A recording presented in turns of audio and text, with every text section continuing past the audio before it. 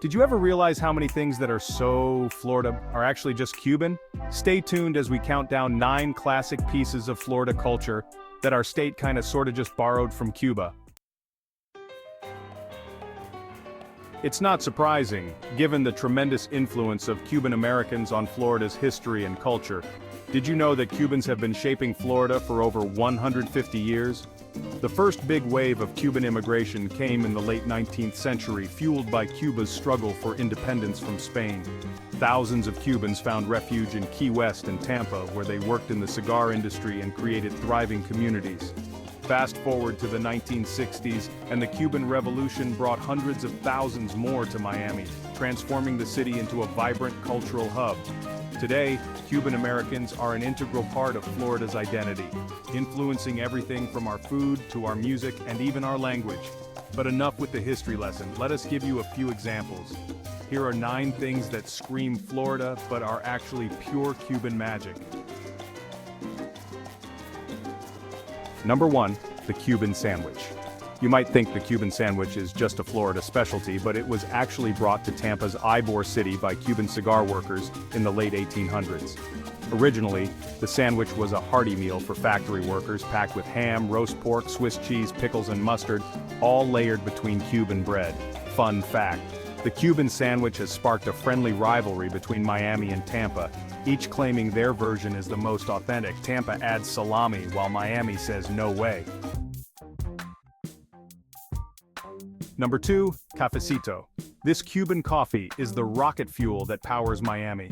This strong, sweet espresso shot is brewed using a unique method brought over by Cuban immigrants in the mid-20th century. It's traditionally served in a small cup, often shared among friends or colleagues at a ventanita or little window cafe.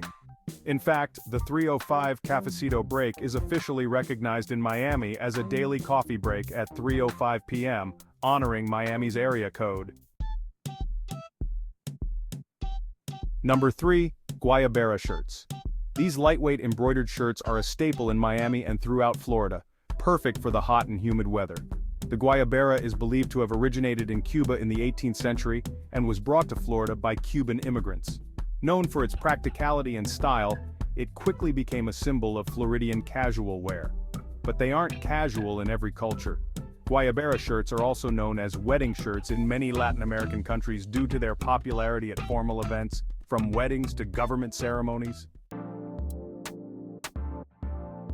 Number 4, Dominoes in the Park.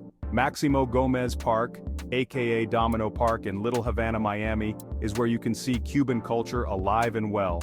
Cuban immigrants brought this tradition of playing dominoes in public spaces to Florida, turning it into a community event that's about more than just the game. It's about storytelling, laughter, and connection.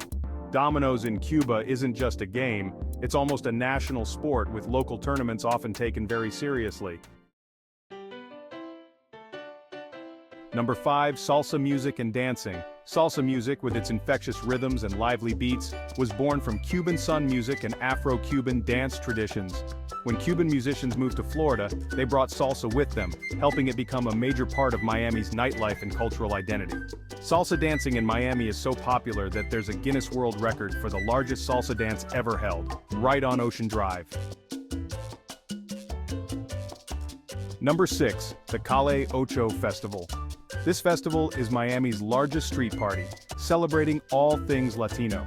It began in the late 1970s as a way for Cuban Americans to celebrate their heritage, and has grown into a massive annual event that attracts over 1 million people each year, featuring music, food, and art from all over Latin America.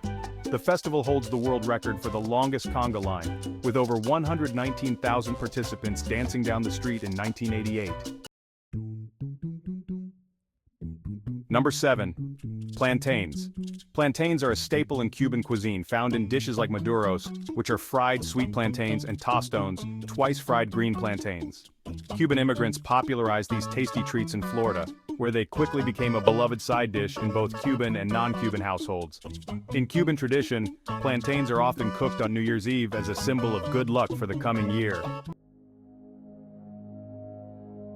Number 8, Ropa Vieja. This shredded beef dish cooked in a rich tomato-based sauce is one of Cuba's national dishes. Cuban immigrants brought this comfort food to Florida, where it quickly became a beloved part of the state's culinary scene. The name Ropa Vieja translates to old clothes in Spanish, because the shredded meat is said to resemble torn old clothes. And look out for number 9, Santería. Santería is a religion that blends Catholicism with African Yoruba traditions. It was brought to Florida by Cuban immigrants in the 1960s. In Miami, you can find shops dedicated to selling Santería goods, and the religion has become a significant part of the cultural landscape.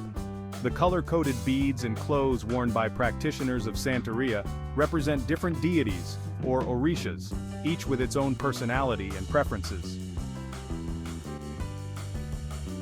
And there you have it, 9 things that make Florida unique thanks to our Cuban American community. So, here are 3 cheers for Cuban Americans for being a huge part of what makes Florida shine brighter. Don't forget to like, subscribe, and let us know in the comments which of these things you think is the most iconically Floridian or Cuban.